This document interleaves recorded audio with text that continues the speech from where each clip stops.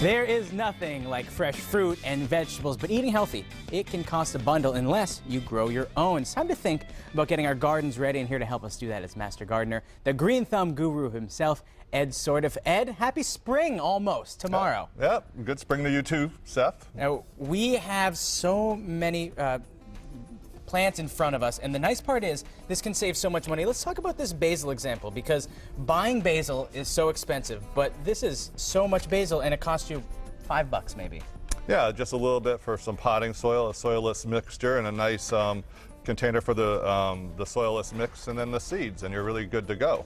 When you buy one of these in the store, each one of these is probably $3 or so, right? Well, yeah, if you were going to go to one of the supermarkets right now, each one of these little things that are sticking up, when they finally grow up, would be about $3.99 or so. And then if you're going to get a 6-pack in the summer, it'll be about the same amount. So you save quite a bit. This was only about $1.29 for that entire package. So and maybe a couple dollars for soil, a couple dollars for this? Yeah. Well, let's find out how to make it, because these bins, you say these are how to do it. This is the best way to go.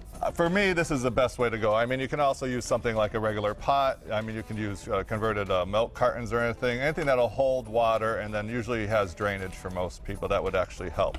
So what I would use is a soilless mixture. They have a different media. This is actually just regular potting soil here that I pre-moistened a little. Now, is that okay to use regular potting soil? Yes, potting soil you don't want to use loam from the garden, because that'll compact, get too heavy, and it has a lot of pathogens like fungus in it, and that would actually not help your seed. So this is sterile. These are sterile mixes. Now, later in the game, is loam something that you can use, or do you want to kind of completely not use it at all in your garden? I would not want to use it in anything that is potted up, because then it would always compact and it wouldn't be a good thing. So anything in a pot, you want to use like a soilless mix. Okay. There's another thing here that we talked about before. This is a coconut coir. It's actually the husks of coconut that they grind up, and it's also sterile, and this is very sustainable. You can use this instead of peat moss in the garden. It lasts longer, and you can use this as a potting medium. So we could actually use that right now and actually plant some tomatoes. Shall we? All right. Okay.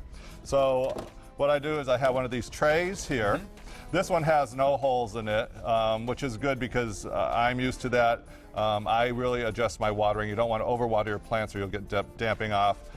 There are some that come with holes, so you can be looking at that, and I'll tell you a little secret about helping damping off a little bit later. Because the holes are good for drainage, because if you have too much water in there, it can rot the soil. Is that correct? It'll rot the roots underneath. The fungus will come along, and all of a sudden you'll see all your little plants will start falling over, like there's a little axe man in there at a forest chopping them over. I have one of those axe men at my house. I have parsley, and they're all drooped over. Yeah, because you probably have damping off. So it's good to, first you'll start your seeds, and then you make sure there's air circulation. That helps with damping off. Or you can, I guess we'll talk about damping off now. An easy thing to do is say this. See, this has actually holes in it. Okay. And that's actually one to use that would have good drainage. This is one of the ones that does not have holes. So what you would do is you would fill this with soil. Okay.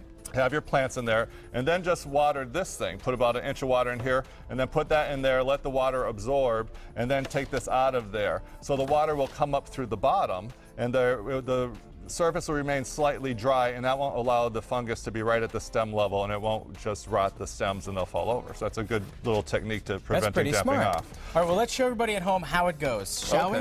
So we have a tray. Like I said, I'm using it without the holes, because I'm it's just you. Yeah, it's just me. Personal preferences. We can use either potting soil or the coconut one. I guess that's holding up some seeds. Potting soil. So we'll just put this in here. If you want to help me, I'll hold this up. Now, is there a specific amount of inches that we want, or do we want to fill it 2/3 of the way up? Well, depending on how long you're going to keep the seedlings in it, the more soil you have in it, the more it acts as a moisture reservoir, and it will actually keep more moisture in there. Perfect. So when the plants get bigger, they can actually utilize that. You won't be watering as often.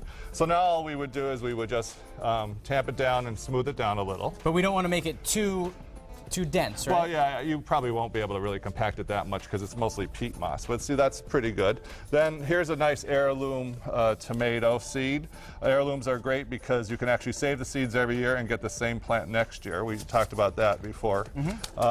So we'll just, if you want to just sprinkle them on. Now, when it comes to planting your seeds, each one is different in its own way. You know, some you want to put deeper into the soil, some you want to Yeah. keep right on the surface. You can usually, three times the diameter of the seed is a good depth to put the actual seed in. Oh, so like that's a great tip. Yeah, so if you have like a really big sunflower seed, that would go in a lot deeper. If you have a little tomato or a basil, they're very small seeds, so they're basically on the top. So you just want to spread it out as much as you can. And this is just going to be the starter, what we're going to do in here. So we'll put that down, and then we'll actually just sprinkle a tiny bit more soil on top. Now, is it okay that we're planting many more than we'll actually need? Because for the end of the day, maybe 10, 12 plants, tomatoes, is good for a family, but we just planted a whole lot more seeds than that. Yeah, you can either, you can give them to friends or people like that, or if some of them that you lose that, didn't come up properly, you'll be able to take care of that. With seeds, though, actually, you can actually save the seed packets from year to year if you keep them in a cool, dry place. Perfect. And tomatoes, actually, you can actually keep, if you freeze the tomato seeds, you can keep them up to 15 years in the freezer. Not bad at all. So Yeah. these are great ways to save money. Later in the show, we're going to tell you when you should start planting what and why. But we're back with Master Gardener, the Green Thumb Guru himself, Ed Sordiff. We're talking about when you should plant your seeds, but first, you remember the Western Mass Master Gardeners Association. You have a spring symposium coming up. Tell us a little bit about it. Well, we've had a few symposiums. We had one in the Berkshires, we just had one in Deerfield, and now we're having one in Holyoke on the 29th, and it's from 8 to 2 p.m. And it's a pretty exciting thing. They have a keynote speaker. There's all sorts of gardening going on. I'll be teaching a couple courses there, a mini course actually on this, which we'll talk about grow lights and everything, and there's a lot of other things going on. It's really a worthwhile thing to check out. I wouldn't be surprised if you see Seth there. Hope so. I'm an aspiring gardener. Now, earlier we got the seeds in, we put soil on top. Watering's the next step. Yeah, so we did not water, so you do want to water them in good.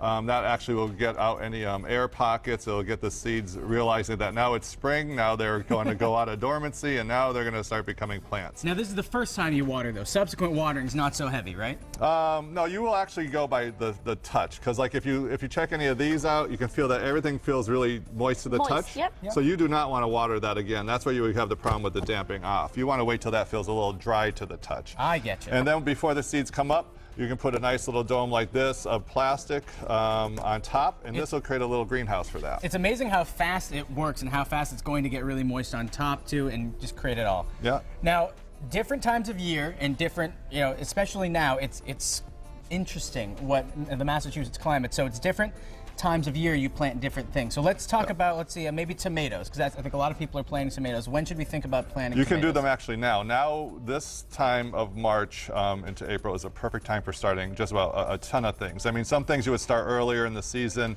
like a geranium or something you start, and onions you would start in January and February. But now is really the majority of the things you have to start now to get them ready, because you don't want to keep them in the house too long, then they will start getting leggy. You want to put them out in about 5 to 7 weeks, and that's the general start time for most things. Start getting, I'm sorry, leggy? Leggy is, Leggy. I'm not hip and with it when it comes to green thumb topics, so what does leggy mean? Leggy is a little bit too long. Like he had, Seth was saying he had his parsley at home. They it got was like leggy. long and leggy Leggy because it was parsley. searching for some sun.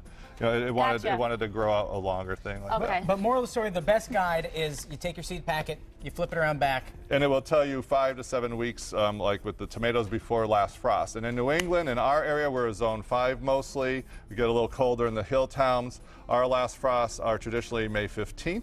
And actually, if you want to really be careful, it's May 31st is when you would put things out. And tomatoes and peppers, you want to really wait until the soil warms up until about 50, 55. They really are very tropical plants. They do not want to be put out too early, or they will resist and they will just stunt and they'll sit there and pout.